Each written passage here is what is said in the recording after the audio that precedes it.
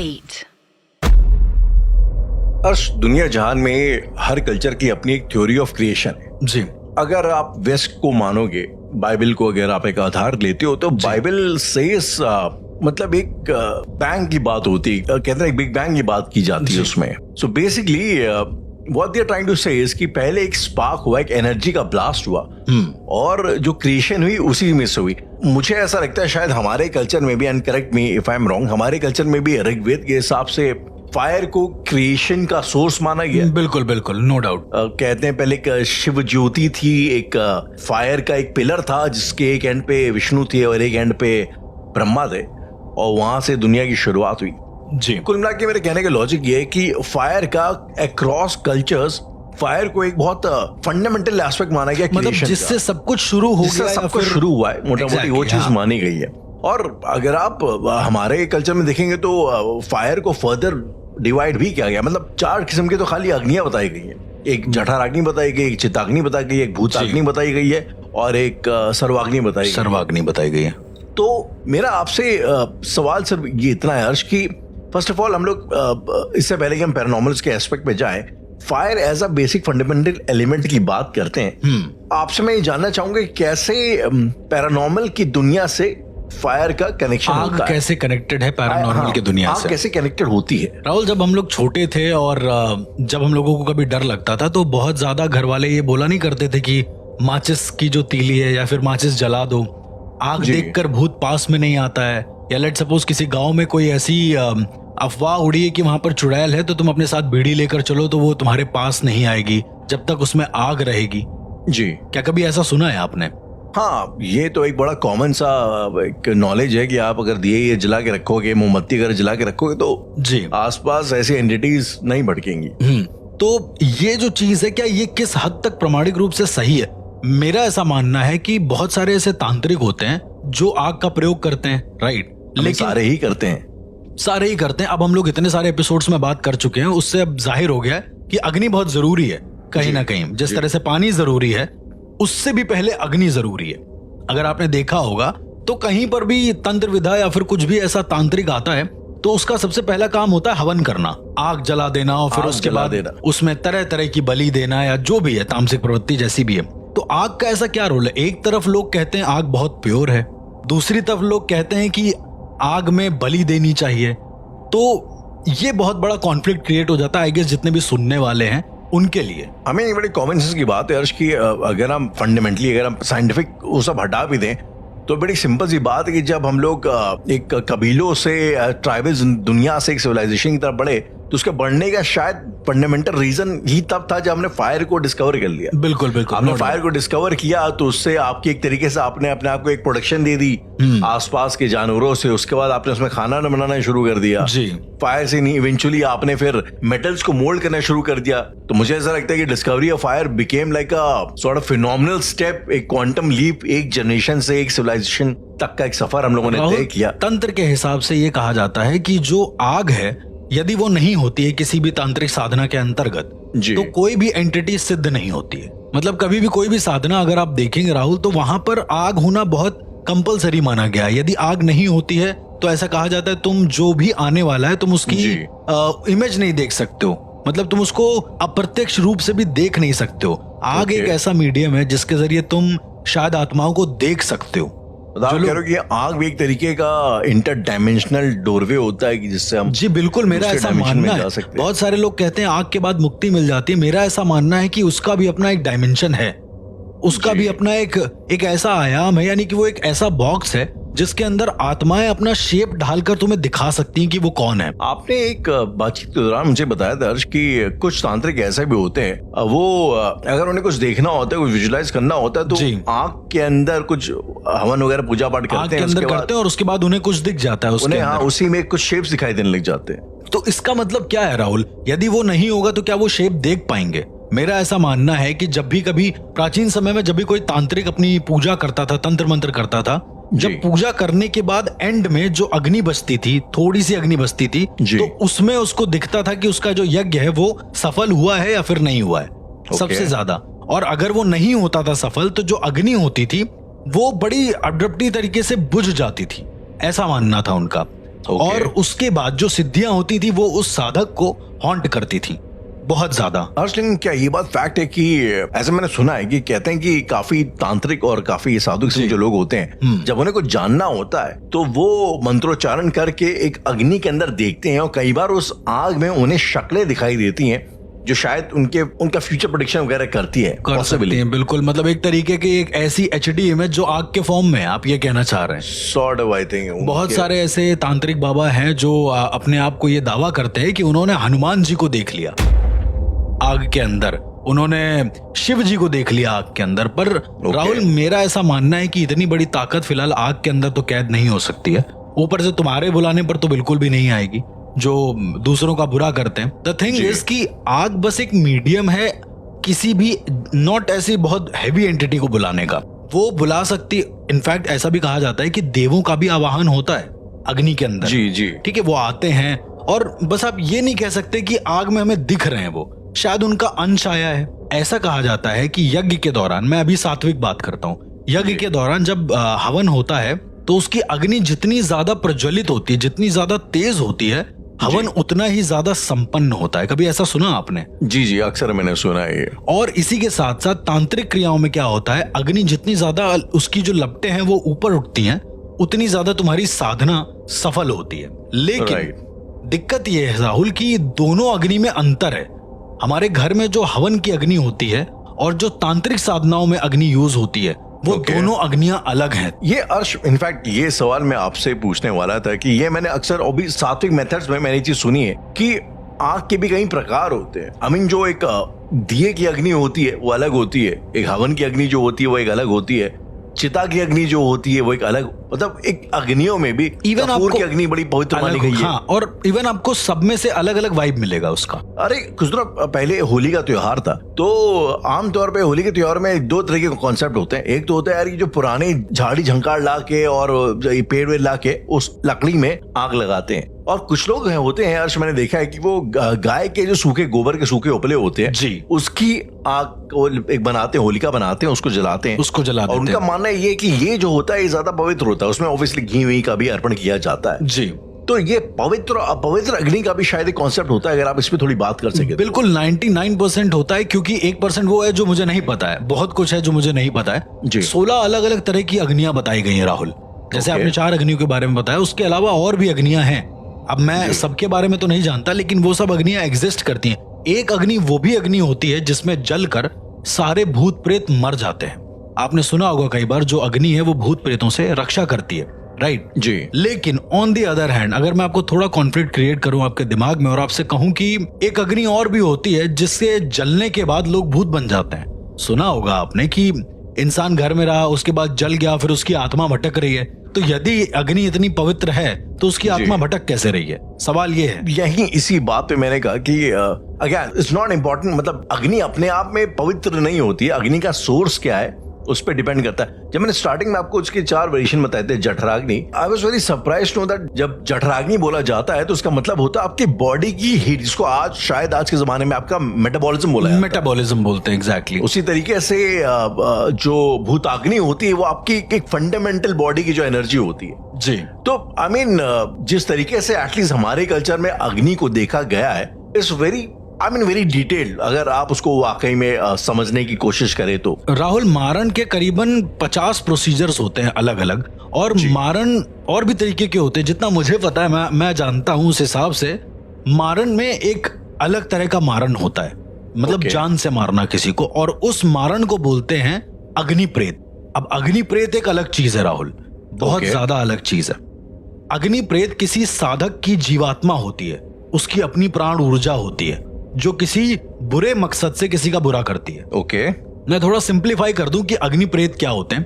अग्नि प्रेतों को ऐसा कहा जाता था कि पहले वो इंद्र के दरबार में रहते थे, उसके बाद उन्हें वहां से निष्कासित कर दिया गया। तो जो भी तांत्रिक या जो भी कपालिक अपने अग्नि में काली सरसों, उसके साथ साथ किसी जानवर का खून और 2-3 चीजें और है जो मैं नहीं डिस्क्लोज कर सकता, ये सब डालते हैं, तब अग्नि प्रेत बनता है। अग्नि प्रेत बनने के बाद वो कपालिक, वो तांत्रिक उसकी साधना करता है करीबन 10-11 दिन तक, और 11 दिन की साधना के बाद जैसे ही अग्नि प्रेत सिद्ध होता है, उसका सबसे पहला सवाल ये होता है कि किसको मारना है।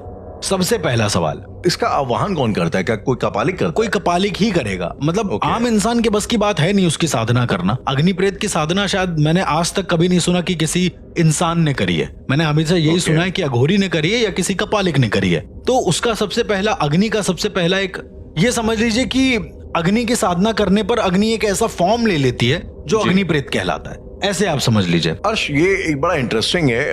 इंडोनेशियन माइथोलॉजी में, इंडोनेशिया की माइथोलॉजी में, स्पेशली जावा जो उनका आइलैंड है, वहां जी। के माइथोलॉजी में एक सॉर्ट ऑफ देखा जाए एक स्पिरिट घोष होता है, असुर जिसको हम बोलेंगे अपनी भाषा में, जिसका नाम होता है बनस्पति।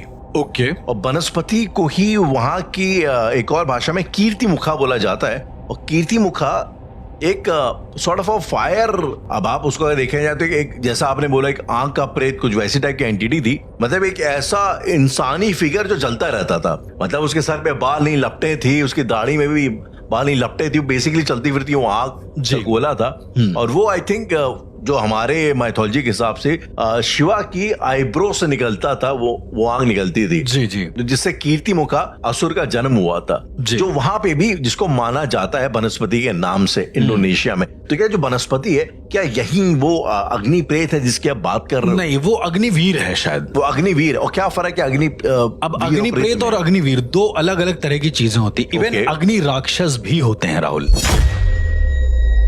अग्नि प्रेत के बारे में जैसे मैंने आपको बताया कि एक साधक है, जी। वो अग्नि में उसको दूषित करता है। पहले तो दूषित करने का मतलब उसमें काली सरसों डालेगा, कुछ तांत्रिक क्रिया की चीजें डालेगा, जी, उसमें सियार सिंघी डालेगा, उसमें कमलगट्टे के बीज डालेगा। मतलब बहुत सारी ऐसी चीजें होती है राहुल, जो शायद मैं नाम भी नहीं ले सकता जिनका। और Okay. उसको डालने के बाद उसे तामसिक मंत्र के जरिए, कुछ ऐसे मंत्रों के जरिए जिसकी जो भावना होगी वो बहुत हीन होगी, कोई उसके बदला लेने की भावना है, लेट सपोज, या कुछ ऐसा, तो वो उसके जरिए उस अग्नि को साधेगा। अग्नि को साधने का मतलब किसी एंटिटी को साधना नहीं है। उसका ये सब प्रोसेस करने का मतलब ये है कि अग्नि जो है, साक्षात अग्नि, जो आग है जिसको छूने से इंसान जलता है, जी। वो अपना एक फॉर्म ले ले, वो एक एंटिटी का फॉर्म ले ले। मतलब उस Okay. हद तक अग्नि की पूजा करना। और जैसे ही अग्नि की पूजा हो जाती है, वो एक फॉर्म ले लेता है, फिर उसके बाद शुरू होती है उसकी साधना। ओके। और जैसे ही वो साध लेते हो, यानी कि तुम्हें अपनी जीवात्मा, क्योंकि तुम बोल रहे हो तो तुम्हारी ऊर्जा भी उधर जा रही है अग्नि के पास, तो जैसे ही वो जाएगी, अपने आप अग्नि एक ऐसी फॉर्म में आ जाएगी जिसका अपना एक अस्तित्व होगा, जिसे हम अग्नि प्रेत कहते हैं। अग्निवीर क्या होते हैं राहुल? जैसे आपने बताया, उनकी श्रेणी थोड़ी सी ऊपर होती है, जैसे प्रेत और पिशाच। क्या वो शिवजी के गण होते हैं? बिल्कुल। बोला जा सकता है। अग्निवीर जो होते हैं, वो जैसे कि 52 वीरभद्र वीरों थे। में- जी, वो 52 वीरों में आते हैं। Okay. 52 वीरों में से एक वीर होते हैं वो। और ऐसा कहा जाता है कि चूंकि गण हैं, इस वजह से यदि उनको कोई साधता है तो साधक की मौत होना निश्चित है। अग्निवीर Okay. को कोई साध नहीं सकता। यदि उसको साधा, उससे काम करवाया, तो अगली मौत तुम्हारी होगी, ये उसका कंफर्मेशन होता है। अर्श, मैंने एक ऐसे ही एक और चाइनीज माइथोलॉजी में, इनफैक्ट चाइनीज स्क्रिप्चर्स में, एक क्रीचर के बारे में जिक्र होता है जो कि एक लोमड़ी की शक्ल का होता है। उसको हुली सिंह बोलते हैं। और ये जो, जिसको इंग्लिश में फॉक्स स्पिरिट बोला जाता है, fox spirit, yes, fox spirit बोला जाता है, ये बेसिकली एक किसी के जलने के बाद होने वाले धुएं में से ये निकलता है। तो क्या जी। हमारी माइथोलॉजी में भी ऐसा कोई पैरेलल है? मतलब एक ऐसी एंटिटी जो शायद धुएं में से निकले, क्योंकि राख की तो बड़ी मान्यता है हमारी उसमें। जी। तो आई एम प्रीटी श्योर धुएं से भी निकलने वाली कोई एंटिटीज होती होंगी। धुएं से राहुल मैं मतलब ज्यादा ताल्लुक तो नहीं रखता हूँ कि धुएं से निकलने वाली कोई एंटिटी होती है, बट यस, जो अग्निवीर होते हैं, जो अग्नि प्रेत होते हैं, वो अगर आसपास से गुजर रहे हैं जी। तो धुआं वहां पर होना बहुत लाजमी है। ओके। एक और चीज होती है राहुल, जब कभी अग्नि प्रेत या फिर अग्निवीर आसपास होते हैं तो आपको किसी ऐसी चीज की महक आएगी कि कोई इंसान, लेट सपोज लाश है, वो जल रही है, उसका शरीर पूरा सड़ गया हो और आग के Okay. जलने के बाद जैसी महक आती है। ओके। अब राहुल, मैं आपको 2-3 ऐसे केस बताना चाहूंगा जहां पर आग से जलने से लोगों की मौतें हुई। सुनने में बड़ा ही नॉर्मल लगता है शायद कि जी। आग से जलना तो बड़ा कॉमन है, लेकिन क्या होगा अगर एक इंसान बिना कुछ सोचे समझे खुद को आग से जला ले बीच रास्ते पर? आई मीन, मुझे ऐसा लगता है कि मेरे अंदर और शायद सुनने वाले हर लिसनर के अंदर एक क्यूरियोसिटी ये होगी यार कि जब कोई ऐसी दर्दनाक मौत मरता है, और जैसा कि आपने बोला आग से जलने से, और मुझे लगता है कि उससे ज्यादा और कोई पेनफुल मौत हो सकती है। जी जी। तो इतने वायलेंट तरीके से अगर कोई जाता है तो उसकी जो एंटिटी बनती है, आई एम प्रीटी श्योर कोई ना कोई एंटिटी में वो बदलता होगा तो वो शायद इनहेरेंटली बड़ी वायलेंट होती होगी, राइट? लाइक ऐसा मेरा अनुमान है। राहुल, आग से जलना बताया गया है कि बहुत ज्यादा दर्दनाक होता है, बहुत ज्यादा पेनफुल होता है। ऑफ कोर्स, मतलब अगर हम लोगों के आग हाथ में लग जाए तो कितना ज्यादा खतरनाक होता है, छाले तक पड़ जाते हैं राहुल। जलना तो मतलब आप जलना तो मतलब एक एक्सटेंड लेवल। और ऐसा कहा जाता है जब इंसान जलता है तो सबसे पहले उसका हार्ट रुकता है, उसके बाद वो मरता है, सबसे पहले उसका हार्ट खत्म हो जाता है। आई थिंक ये तो एक ब्लेसिंग इन डिस्गाइज होती होगी अगर आपका हार्ट पहले रुक जाए और आपकी जान पहले निकल जाए। क्योंकि आपका हार्ट अटैक आपको पहले आ जाएगा, आप इतना बर्न झेल ही नहीं पाओगे। सीवियर बर्न में क्या होता है कि आप पूरी तरीके से जल रहे होते हो। तो मेरा ऐसा मानना है, कई सारे ऐसे साधक होते हैं राहुल, जब वो तांत्रिक क्रियाएं करते हैं तो किसी किसी सिद्धि को पूरा करने के लिए, अब मैं अग्नि राक्षस की ओर बढ़ूंगा, तो किसी किसी सिद्धि को पूरा करने के लिए वो अपने दोनों पैरों को जला देते हैं। ओके, सुनने में अजीब लग रहा है लेकिन पैर काट कर भी इंसान जिंदा रह सकता है, ऐसा कोई दिक्कत नहीं होती है। जब ट्रेन से पैर कट जाता है इंसान का फिर भी वो जिंदा रहता है, राइट। लेकिन ऐसा कहा जाता है कि तुम्हारा एक सेंस खत्म हो जाता है कभी कभी। थोड़ा एग्जाम्पल लेके मैं बताता हूं, जैसे कोई साधक है और उसे अग्नि राक्षस को सिद्ध करना है। अग्नि राक्षस का मेन काम होता है जो भी चिता की अग्नियां होती हैं जी, उनको डिम करना या फिर उनको बढ़ाना। अब आप सोच रहे होंगे कि एक तांत्रिक सिर्फ चिता कम ज्यादा करने से उसको फायदा क्या होगा, राइट। एंड मुझे और ख्याल भी आ रहा है, लेकिन आप तो बेसिकली जब कोई तांत्रिक किसी अग्नि राक्षस को सिद्ध करता है तो उसे 3 रात शमशान में बितानी पड़ती है। ओके, और जो भी चिताएं जल रही हैं उन सबके चिता की लकड़ियों को थोड़ा थोड़ा अपने पास इकट्ठा करना पड़ता है। उसके बाद सारी लकड़ियों को मिलाकर उसमें आग लगानी पड़ती है, जो भी उसका प्रोसीजर होता है जी। फिर वो जिस अग्नि का निर्माण होता है उससे वो अग्नि राक्षस कहलाता है। ऐसा कहा जाता है कि कई सारे प्रेतों को मिलाकर अग्नि राक्षस क्रिएट होता है। आई एम प्रीटी श्योर उसमें मंत्रोच्चारण वगैरह भी होता होगा। बहुत सारे मंत्रोच्चारण होते हैं। अग्नि राक्षस का अपना पर्टिकुलर मंत्र भी होता है जो अथर्ववेद में मेंशन है। इसके अलावा अग्नि के कई सारे जो सिनेरियो होते हैं कि वो अग्नि इतनी दूषित हो जाए, यदि उस अग्नि में आप किसी भी तरह की हवन सामग्री, जैसे मान लीजिए जो हमारे घरों में यूज होती है, अब हवन सामग्री में क्या होता है, चावल होता है, उसके अलावा शक्कर का बूरा होता है, ठीक है, हवन सामग्री में घी होता है, जौ होती है, तो ये सारी चीजें, काला तिल होता है, सारी चीजें मिलाकर हवन सामग्री बनती है और उससे आहुति दी जाती है। लेकिन अगर उस आहुति को तुमने अग्नि राक्षस वाली अग्नि में डाला जी, तो तुम्हारे जो ग्रह हैं वो बिल्कुल खराब हो जाएंगे, ध्वस्त हो जाएंगे पूरी तरीके से, ऐसा कहा जाता है। अच्छा, अगर मैं आपसे ये सवाल करूं कि अग्नि में ये, जैसे आपने थोड़ी देर पहले ही बोला कि कुछ चीजें होती हैं जो उससे पवित्र अग्नि निकलती है और कुछ चीजें ऐसी होती हैं जिससे अपवित्र निकलती है। फॉर एग्जांपल तिल के, आपने काले तिल की बात करी जी, तो ये इस तरीके का और क्या मटेरियल होता है जो अपवित्र माना गया है शास्त्रों के हिसाब से? देखिए, शास्त्रों के हिसाब से पहली बात तो यदि आप किसी जानवर का उसमें खून डाल रहे हो तो वो अपवित्र है। ओके,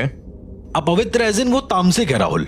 दूसरा, आप घर की हवन की, मैं आपको एक छोटा सा केस बताता हूँ एग्जाम्पल के रूप में जी। तो उसमें क्या हुआ था कि एक बच्चा था, वो मंदिर गया होगा ऐसे दर्शन करने, ये तारापीठ की बात है। तो तारापीठ का जो महाशमशान है, उसके पीछे महाशमशान है और तारापीठ का मंदिर आगे बना है, माँ तारा का मंदिर जी। तो वो शमशान में वहां पर ना धूना एक जलता रहता है माता के सामने, तो उसने कुछ हाथ में लिए होगा, उसको समर्पित कर दिया और नमस्ते कर दिया जी। अब वो लड़का था 23-24 साल का। उसके बाद वो बाहर निकला और पहली बार माँ तारा के शमशान में गया, मतलब जो वहां का सिद्ध शमशान है, जिसको हम लोग शव शमशान भी कहते हैं जी, और सबसे जागरूक शमशानों में से एक है बाय द वे। सबसे तो क्या जागरूक शमशानों में जो हमेशा एक्टिव रहते हैं, जैसे मणिकर्णिका घाट की तरह, बिल्कुल। तो ये इंसान जाता है जी, और इसके हाथ में कुछ फूल और कुछ ऐसी चीजें होती हैं, तो उसको पीछे शमशान की अग्नि में भी समर्पित कर देता है। अब राहुल, यहाँ से एक बहुत बड़ा कॉन्फ्लिक्ट क्रिएट होता है कि माता के सामने जो अग्नि है वो पवित्र अग्नि है, उसको जलाया पवित्र अग्नि की तरह है। जो प्रोसीजर होते हैं राहुल वो डिफरेंट होते हैं, बस अग्नि वही होती है, मेरा ऐसा मानना है। कपूर है, उसकी एनर्जी अलग है, उसका शेप अलग है, उसके डायनेमिक्स अलग है, तो उसकी चीजें भी अलग हैं। लेकिन माता के सामने जो अग्नि जलाई गई है राहुल, वो तो पवित्र है जी। राहुल, ऐसा कहा जाता है कि उसके बाद वो लड़के के सारे ग्रह और जितने भी नक्षत्र थे वो सब अचानक से बदलने लगे। कभी राहुल आपने ऐसा सुना है कि कोई इंसान रास्ते में यूं ही जा रहा है, बिल्कुल सही इंसान है, उसे कोई दिक्कत नहीं है, और अचानक से पागल हो गया है, मतलब ऐसे ही चलते चलते कोई भी दिक्कत नहीं हुई उसे, कोई एक्सीडेंट नहीं हुआ, कोई बड़ा सदमा नहीं लगा उसे। Sounds very rare, I think मुझे बहुत रेयर, लेकिन ये है राहुल। ओके, मैंने जब कई डॉक्टरों से इस बारे में पूछा तो उन्होंने कहा कि इसे कोई बीमारी कहते हैं पता नहीं क्या, कि वो बचपन से आई गेस कुछ कोई ऐसा सिंड्रोम होता है जो एफिशिएंसी सिंड्रोम होता है जो आपके ब्रेन पर इम्पैक्ट करता है और एक एज के बाद अचानक से वो आपको पागल कर देता है। खैर चलो इस बात को मान लेते हैं कि वो एक ऐसा सिंड्रोम है जो इंसान के ब्रेन पर अटैक करता है, लेकिन राहुल इसके पीछे क्या वजह है कि वो पागल होने के बाद उसी शमशान में जहां पर वो आग जल रही थी वहां बैठकर आग तापने लगा। ये कैसा पागलपन है? मतलब 20 किलोमीटर आगे चल के आ गया, शमशान की आग तापने लगा। बिल्कुल, वहां की जो चिता की आग थी वो तापने लगा। तो ऐसा कहते हैं वहां के जो अघोरीज होते हैं वो ये कहते हैं कि उसने अग्नि राक्षस को सिद्ध कर लिया था और वो पागल हो गया था। अब वो पागल हो गया था, ये भी एक बात है, लेकिन एकदम से अग्नि राक्षस को सिद्ध करना मतलब तुमने कोई ऊपर से लेट सपोज किसी भी चीज में अग्नि में कुछ ऐसे डाल दिया तो अग्नि राक्षस सिद्ध हो जाता है क्या? तो उन्होंने कहा कि शायद जिस समय पर उसने अग्नि में कुछ डाला है, जिस अग्नि में कुछ डाला है जी, उस अग्नि में अग्नि राक्षस पहले ही सिद्ध किया जा चुका होगा किसी अघोरी के जरिए। राइट, मुझे भी ऐसा लग रहा है। एग्जैक्टली, क्योंकि एक आदमी के अंदर तो इतनी क्षमता है नहीं। उसके बाद इस आदमी ने जैसे ही बची हुई चीज को डाला होगा वो प्रोसेस जो था वो पूरा लिंक जो था वो कंप्लीट हो गया, एक सर्किट कंप्लीट कर दिया। उसके बाद सर्किट कंप्लीट कर दिया और कंप्लीट होते ही उस अग्नि राक्षस ने इसे पोजेस कर लिया। राइट, पोजेस करने पर सबसे पहले इसकी अच्छा, जब कोई भी सिंड्रोम्स होते हैं राहुल डॉक्टर्स के हिसाब से, तो ब्रेन की जो नर्व होती हैं वो गर्म हो जाती हैं उनके हिसाब से। लेकिन एक और चीज होती है, हमारे ब्रेन में एक्चुअली 5 वेवलेंथ्स होती हैं अलग अलग जो हमेशा पैरेलल चलती हैं। जब अग्नि राक्षस ने इसको पकड़ा था और इसका आई गेस प्रॉपर इसका ब्रेन का एक बार जांच हुआ था तो पता चला कि वो ब्रेन वेव्स एक दूसरे से उलझी हुई हैं लाइक अ फायर, आपस में इस तरह से उलझी हुई हैं लाइक अ वेव। अब ये एक बड़ा ही सोचने वाला विषय है कि किसी इंसान की ब्रेन वेव ऐसे कैसे उलझी हो सकती हैं। पागलों की ब्रेन वेव पहली दूसरे से और दूसरी चौथे से कनेक्टेड होती है, लेकिन इसको आप क्या कहेंगे? इसको ना आप पागल की श्रेणी में रखेंगे ना ही आप एक आम इंसान की श्रेणी में रखेंगे। ऑल्सो राहुल, इसको सारे मंत्र कंठस्थ हो गए थे, इसको दुर्गा चालीसा, इसको सप्तशती, इसको मतलब जितनी भी माता की जितनी चीजें थी, इवन माँ तारा की जो आरती थी वो पहली बार वहां गया था तारापीठ, वो भी उसको रिपीट हो गई थी, उसको याद हो गई थी।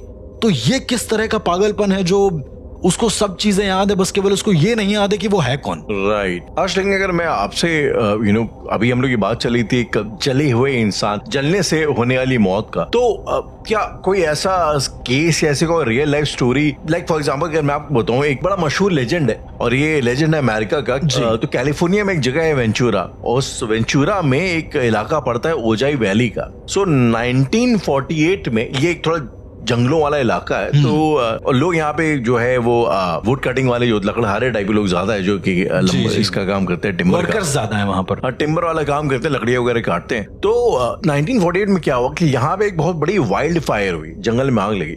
ओके। और उसके बाद जब लोग गए वहां पे पता करने के लिए कोई अगर इंसान की तो कोई इसमें मौत वगैरह नहीं हुई, तो उन्होंने देखा यार कि एक लकड़हारा था, उसका घर जो है पूरा जल गया था। ओके। उस घर में एक बाप अपने बेटे के साथ रहता था, और हुआ ये कि बाप जो है बेटे को बचाते बचाते जला और जल के मर गया। बेटा समहाउ बहुत ज्यादा जल चुका था, आधा जल चुका था, लेकिन वो समहाउ बच गया, जिंदा रह गया। ठीक है। अब लोग ये कहते हैं कि हुआ ये कि बेटे ने जब अपने बाप को देखा इतनी पूरी जली हालत में, तो वो उसका शायद दिमागी संतुलन वगैरह हिल गया। उसने अपने बाप को उसके पांव से लटकाया और उसकी स्किन को एक एक करके फोर्सेप्स से उतार दिया। उसे शायद लगा होगा इसी पर्टिकुलर सर्कमस्टेंसेस में वो एक ऐसी एंटिटी में तब्दील हो जाते हैं जिनको आप कोई नाम नहीं दे सकते, शायद उनको आप अग्नि राक्षस ही बोलोगे, क्योंकि जिस तरह से मैंने आपको बताया ये एग्जाम्पल ही वही है ना। ये यक्ष करते हैं। राहुल, मैं आपको 2-3 ऐसे केस बताना चाहूंगा जहां पर आग से जलने से लोगों की मौतें हुई। सुनने में बड़ा ही नॉर्मल लगता है शायद कि आग से जलना तो बड़ा कॉमन है, मतलब कुछ अलग पहचान है, आप ये कह सकते हो, अलग पहचान है। इनफैक्ट आपने ये भी मुझे बताया कि भैरव का वाहन खुद कुत्ता होता है। भैरव जी का वाहन होते हैं जी। तो अर्श ये नॉट जस्ट कुत्ता, कई अलग जानवर जैसे बिल्ली होती है, बिल्ली कहते हैं मल्टी डायमेंशनल देख सकती है। कौवा का घुषंडी का हम एग्जांपल देते हैं जी कि वो मल्टी डायमेंशनल देख सकता है। तो अर्श, अगर मैं आपसे पूछूं ये जानवरों का पैरानॉर्मल से क्या रिश्ता होता है, तो आप क्या बोलेंगे? मैं एज अ साधक और एज अ रिसर्चर आपसे ये कहना चाहूंगा कि पैरानॉर्मल जगत में या फिर तंत्र की दुनिया में यदि साधक का 50% हाथ है, साधनाओं का 30% हाथ है, तो बाकी का जो 20% है वो जानवरों का होता ही होता है, क्योंकि किसी भी सिद्धि को हासिल करने के लिए कोशिश करिए जी। तो जितने भी आग के केसेस देखे ना, अब लेट सपोज राहुल कोई एक ऐसी एंटिटी है जो मर गई, लेट सपोज कोई एक ऐसा आदमी है जिसकी एक्सीडेंट में मौत हो गई, ठीक है। Okay. अब वो घर पे लोगों को अलग अलग तरह से हॉन्ट कर रहा है। मैंने आपको मोस्टली यही केसेस बताए हैं कि वो रास्ते से दिख रहा है चलता हुआ, या फिर उसने किसी को आके पीछे से पकड़ लिया, इस तरह से अपना एहसास कराया जी। तो इस तरह की जो रिवेंजफुल एंटिटीज होती हैं राहुल जी, वो किसी को ऐसे आम तौर पे बदला नहीं लेंगी, वो तुम्हें ठीक उसी तरीके से बदला लेंगी जैसे वो मरी हैं, जो आग से जलकर मरते हैं बेसिकली। तो वो आग से ही जलाएंगे आपको, ऐसा आप कह रहे हैं? एग्जैक्टली, आप अपने आप को आग से जला लोगे या आप आग में कूद जाओगे या समथिंग लाइक दैट। मतलब कई बार ऐसा सुनने को आया है, होलिका जो जलती है, अभी रिसेंट होली ही बीती है, कई लोगों ने होलिका में कूद के अपनी जान दे दी है, उनका दिल चलना एकदम से बंद हो गया है, सीवियर बर्न हो गया है, मतलब बहुत कुछ ऐसा हुआ है इस एंटिटी की वजह से। अब इस एंटिटी की वजह से, जिसे हम अग्नि प्रेत कहते हैं एक तरीके से, जब वो पोजेस कर लेता है तो बहुत गंदे तरीके से करता है जी। अग्नि राक्षस जो इस लड़के को पोजेस कर चुका था, कोई भी इंसान ये नहीं पता लगा पा रहा था कि आखिर इसके साथ दिक्कत क्या है। वो कभी कभी पागल हो जा रहा था, वो फिर मंत्रोच्चारण करने लग रहा था वेदों का, जैसे मैंने आपको बताया। जी जी जी। एक दिन राहुल क्या हुआ कि ये हॉस्पिटल में एडमिट था लड़का, क्योंकि इसके परिवार वालों ने इसको एडमिट करा लिया था। इसने हॉस्पिटल में ही पता नहीं कैसे आग जला ली और वहां बैठ के हंस रहा है कंटिन्यू। आप सोचिए एक ऐसा नजारा कि वो एक वार्ड में है और उस वार्ड में, मतलब प्राइवेट वार्ड है, और प्राइवेट वार्ड में आग लग गई है और वो हंस रहा है अंदर बैठ के। मतलब कोई भी होगा वहां से पागल, मतलब भाग जाएगा, लेकिन वो हंस रहा है वहां बैठ के और अपने हाथ में एक लकड़ी पकड़े हुए। लकड़ी मतलब कुछ ऐसा था जो अंदर ही वार्ड से उठाया था, वो जल रही है जी। डॉक्टर ने बोला कि बहुत सीवियर बर्न है, इनके ये कोमा में भी जा सकते हैं। वो इंसान आज कोमा में है राहुल, राइट, और अभी तक वो वापस नहीं आया। शायद इस तरह की जो एंटिटीज होती हैं जो बदला लेने के पर्पस पे आती हैं, मेरा ऐसा मानना है कि जो आग से जलते हैं किसी पर्टिकुलर सर्कमस्टेंसेस में, वो एक ऐसी एंटिटी में तब्दील हो जाते हैं जिनको आप कोई नाम नहीं दे सकते। शायद उनको आप अग्नि राक्षस ही बोलोगे, क्योंकि जिस तरह से मैंने आपको बताया ये एग्जाम्पल ही वही है। ना ये यक्ष करते हैं, ना ये शाकनियां करती हैं, ना ये डाकनी करती हैं। ये कोई भी एंटिटी इससे मैच नहीं कर सकती है मेरे हिसाब से। तो शायद से मुझे लगता है कि कई बार जो इस तरीके से जो बॉडीज अधजली रह जाती हैं, जिनको प्रॉपरली एक क्रियाक्रम नहीं हासिल हो पाता, वो शायद एक अलग ही जोन में, लिम्बो में चली जाती होंगी। बिल्कुल, उनकी आत्माएं तड़पती होंगी और उसी के लिए एग्जैक्टली, और मरने के बाद भी उनको उतना ही पेन होता होगा जितना शायद मरने से पहले हो रहा था, मरते वक्त हो रहा था।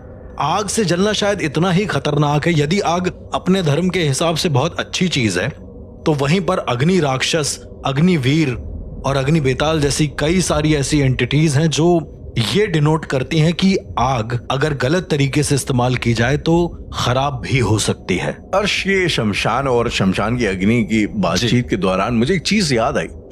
अक्सर जब लोग शमशान वगैरह जाते हैं साथ में, इनफैक्ट जब पहली बार वो गए थे साथ में, तो आपने एक चीज मुझे वहां पे नोटिस करवाई थी कि उस शमशान के आसपास कुत्ते बहुत थे, बहुत सारे, और चिल करके वो शमशान में बैठे थे, और उसके मतलब कोई और जानवर वहां पे दिखाई नहीं दे रहा था, लेकिन कुत्ते प्रोमिनेंटली थे। कुत्ते थे, हाँ। किसी भी शमशान में हम जाते हैं तो कुत्तों की एक अलग वो है, लाइक मतलब कुत्ते वहां पे दिखाई देते हैं, आप ये कह सकते हो, अलग पहचान है। इनफैक्ट आपने ये भी मुझे बताया कि भैरव का वाहन खुद कुत्ता होता है। भैरव जी का वाहन होते हैं जी। तो अर्श, ये नॉट जस्ट कुत्ता, कई अलग जानवर, जैसे बिल्ली होती है, बिल्ली कहते हैं मल्टी डायमेंशनल देख सकती है। कौवा का घुषंडी का हम एग्जांपल देते हैं कि वो मल्टी डायमेंशनल देख सकता है। तो अर्श, अगर मैं आपसे पूछूं ये जानवरों का पैरानॉर्मल से क्या रिश्ता होता है, तो आप क्या बोलेंगे? मैं एज अ साधक और एज अ रिसर्चर आपसे ये कहना चाहूंगा कि पैरानॉर्मल जगत में या फिर तंत्र की दुनिया में यदि साधक का 50% हाथ है, साधनाओं का 30% हाथ है, तो बाकी का जो 20% है वो जानवरों का होता ही होता है, क्योंकि किसी भी सिद्धि को हासिल करने के लिए उनका एक बहुत बड़ा रोल होता है।